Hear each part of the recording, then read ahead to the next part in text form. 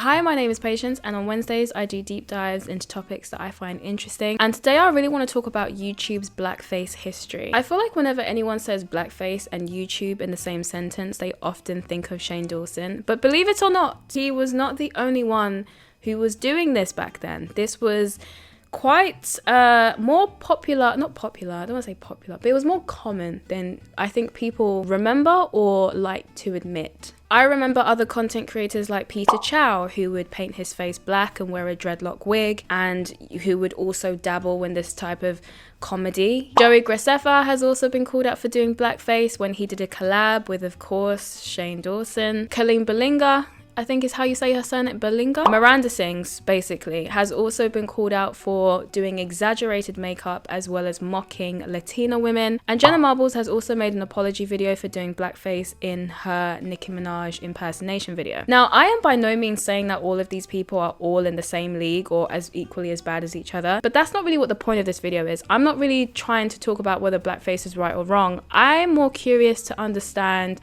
why people did it in the first place. What made people feel comfortable to do blackface, and not only feel comfortable but also put it all over the internet? And also, what made us as viewers okay with watching it? And that's what I want to unpack, because I did watch Jenna Marbles growing up. Like, I still really like her.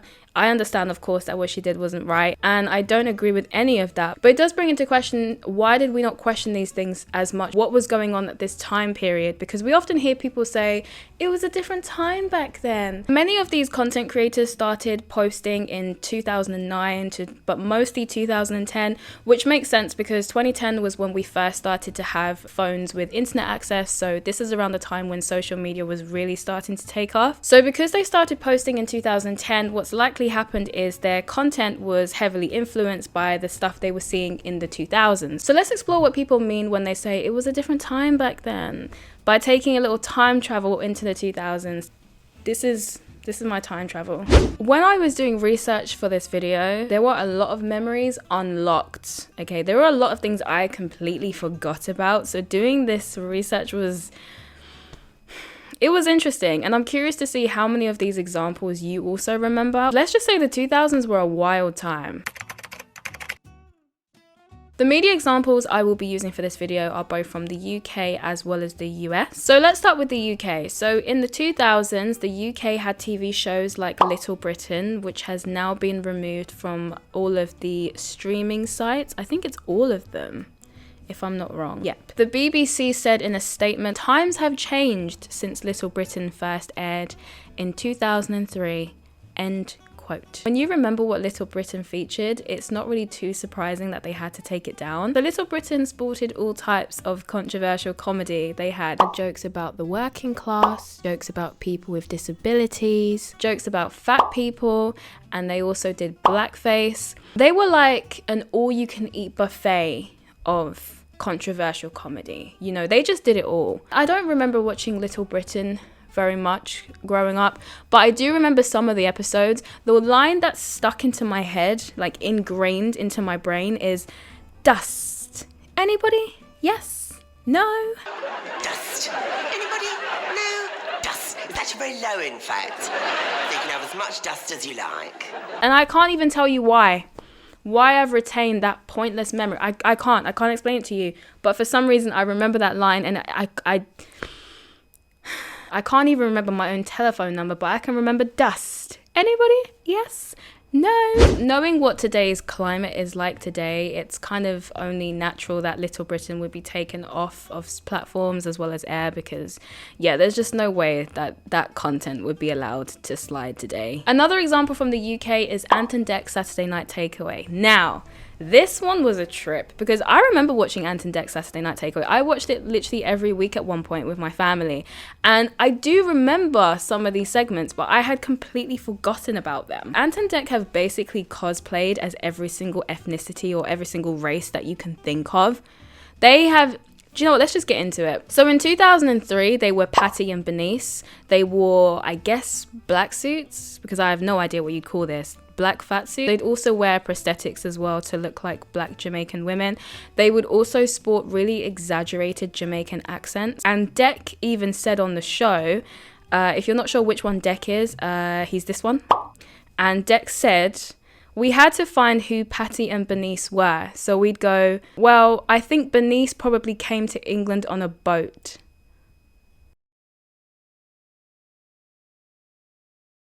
Deck. I guess you could say that Deck really had those racist jokes on Deck. Okay, I'll see myself out now. In 2004, they became Japanese schoolgirls, and this is probably one of the most terrifying images I think I've ever seen in my entire life. They definitely don't look Japanese.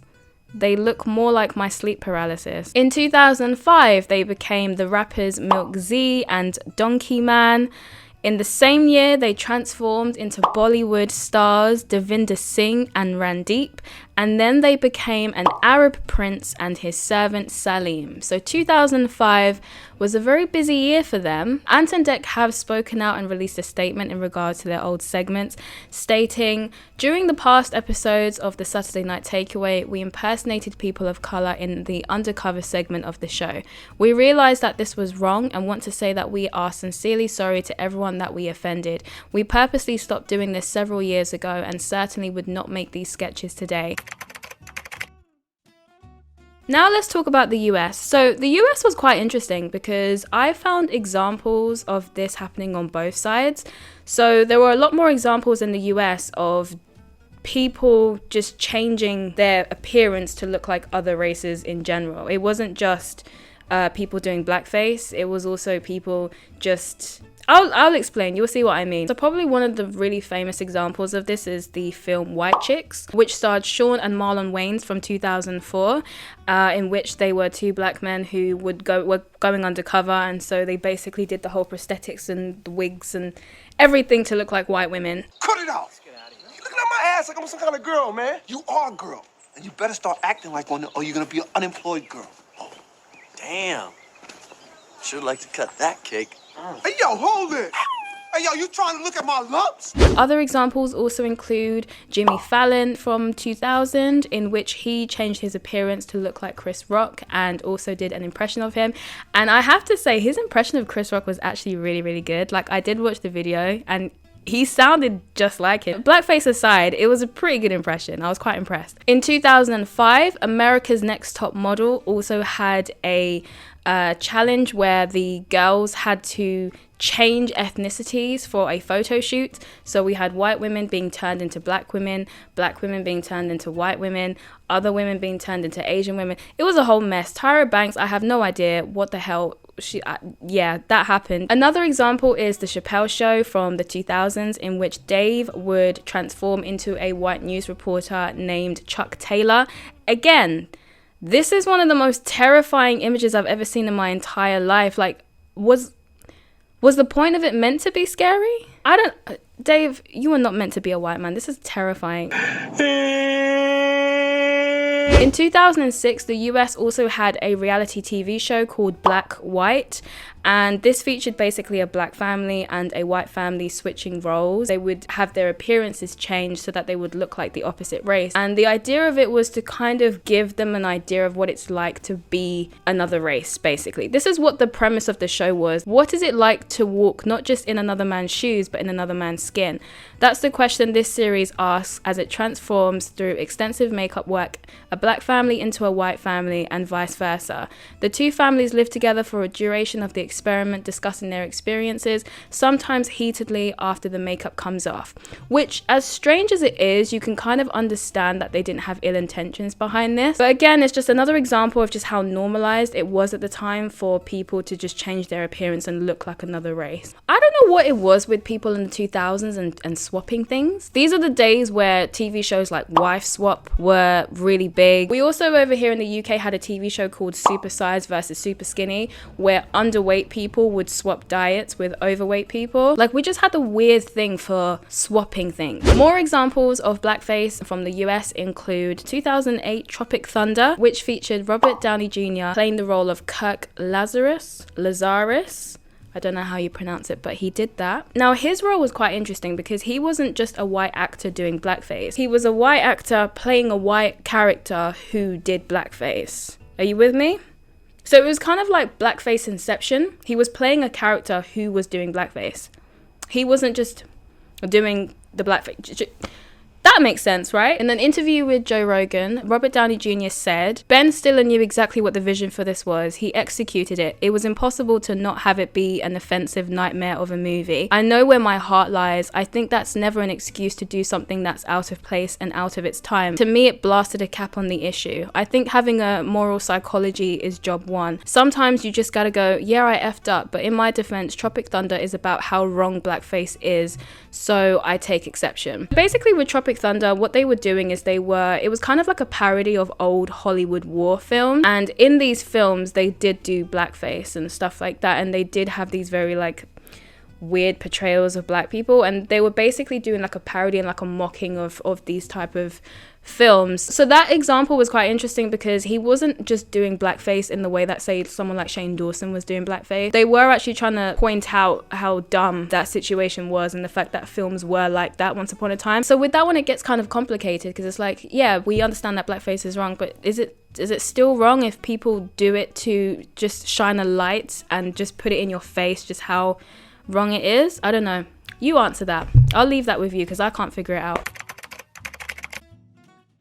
I do think having a look back into the 2000s and stuff was really interesting because it does definitely help us to understand why these content creators did what they did without thinking twice about it. When you're seeing all of these media examples, like from TV, film and whatnot, showing examples of people changing races, it makes sense as to why a content creator wouldn't think twice about doing it themselves. And it also helps to explain why we as viewers also watch this content and why we might have been a lot less critical of it at the time. This is not me trying to justify anything, by the way, it's just offering an explanation. The light is like going. Oh my god, I've been filming for so long and it's starting to get really dark. But anyways, thank you for watching this video. Let me know what you think. Do you think there's ever any exceptions to blackface? For example, with the Robert Downey Jr. situation where they were trying to highlight the problems with blackface? Or do you think that it's all wrong? Let me know what you think in the comments. Do like and subscribe. I'm also on Instagram and TikTok, so follow me there for more content. I also make music, so do come and check me out on Spotify or wherever you prefer to stream your music from. All my links will be in my description box. Thank you for giving me your time today, and I will see you in my next video.